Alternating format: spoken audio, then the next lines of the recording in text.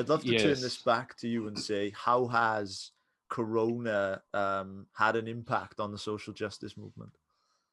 Well, I had the same instinct as you. I thought if we're all going to lose significant chunks of our loved ones, we are unlikely to have great tolerance for people going on about pronouns. That was my hope, but it didn't last very long. I mean, I should note there was a moment of coming together, certainly in our own country. It didn't happen in America, where I'm sitting at the moment. But in Britain, there was a moment of national unity where we sort of, we coalesced and realized actually as a nation, we need to, get through this. It's worth remembering that for a nanosecond before we move on, that it is possible. We have reserves of trust and affiliation that we'd forgotten about.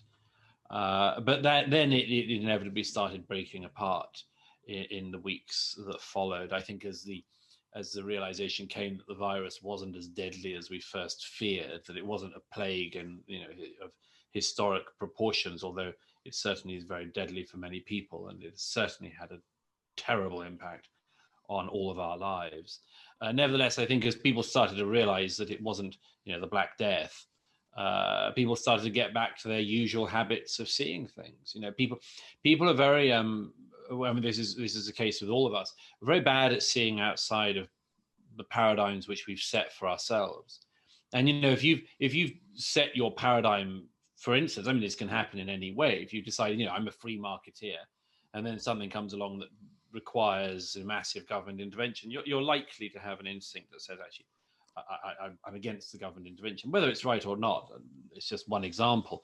Well, there's a generation of people who have been told that everything in the world can be understood by looking at it through the lens of patriarchy or cis heteronormativity or any of the other bollocks that they've taught themselves and been taught and told throughout their lives. And it's quite interesting, isn't it, when something like a pandemic comes along, which very few people have been thinking about in the period before. If you are one of those people who said everything can be understood because of the patriarchy, then how does the pandemic fit into that? Is it old white men who gave us the pandemic?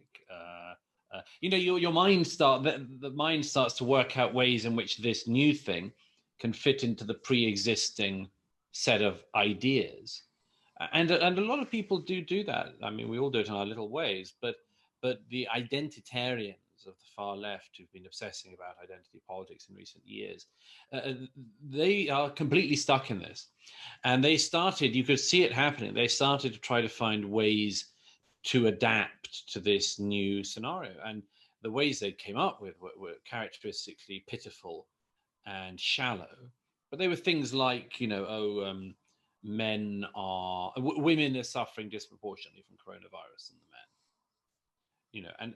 And who outside some weird cult would want to indulge in a game like that? Well, it's worse than that.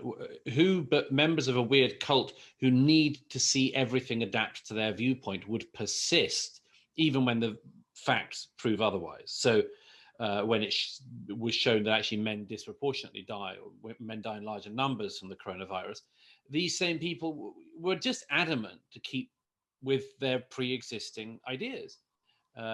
Well, the men might be doing the dying, but the women are doing the suffering, this sort of thing.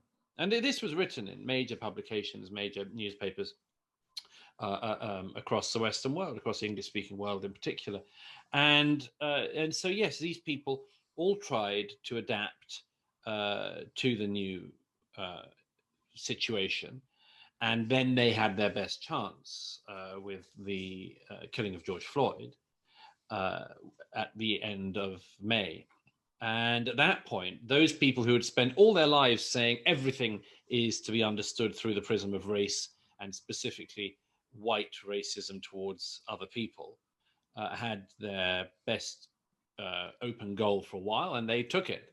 And they ran at it with everything they had. And they did it so much that they actually used it to trump the coronavirus.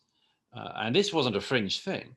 Hundreds of American scientists and experts in medical fields signed a joint letter agreeing that BLM protests superseded the coronavirus as a matter of importance.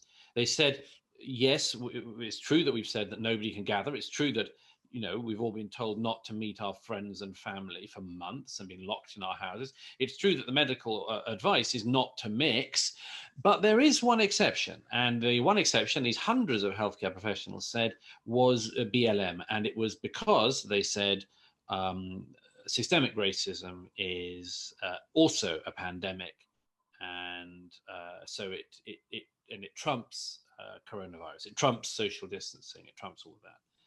And I think this is simultaneously both totally reprehensible and wholly predictable, because if you see the whole world through the prism of skin color and playing these dark, unpleasant, hierarchical games of who wins where and who should win and who has the right to speak and who has the right to, etc. If you're doing all that, then of course you've got to try to adapt the new existing order that we're in the pandemic era to your points of view, and that's what they've done.